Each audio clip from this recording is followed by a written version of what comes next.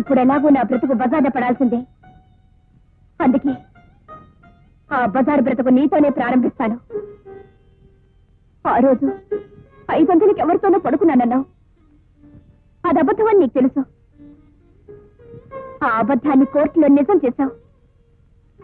ఈ రోజు నుంచి దాన్ని నిజం చేసి బ్రతకాలనుకుంటున్నాను. ఆ బ్రతుకు నీతోనే ప్రారంభిస్తాను. 500 నువ్వివ్వక్కర్లేదు, నేనే నీకు ఇస్తాను. పోనీ కదా, ఇదిగో ముహూర్తం పెట్టు. దేనికి సిగ్గుపడతావు? నాకు నేను సిగ్గు నీకెందుకు? అసలు సిగ్గనే పదం నువ్వు విన్నావా?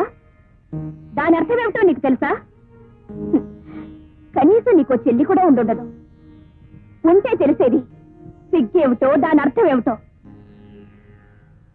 బహుశా నీకు తల్లి కూడా ఉండుండదు. ఉంటే తెలిసేది ఆడదాని విలువేమిటో. నీలో రక్తం కూడా ఉండుండదు. ఉంటే తెలిసేది లోన బాధ ఏమిటో. నీ ఒంట్లో నీరు కూడా ఉండుండదు. ఉంటే తెలిసేది కన్నీరంటే ఏమిటో. వెధవ డబ్బు కోసం అబద్ధ సాక్ష్యాలు చెప్పి ఇతరుల జీవితాలు నాశనం చేయకు.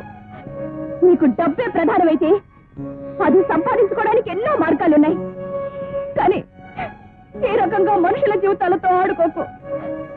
నా జీవితం ఎలాగో నాశనం అయిపోయింది. భవిష్యత్తులో అయినా ఇంకే ఆడపిల్ల జీవితంతోనూ ఆడుకోకు.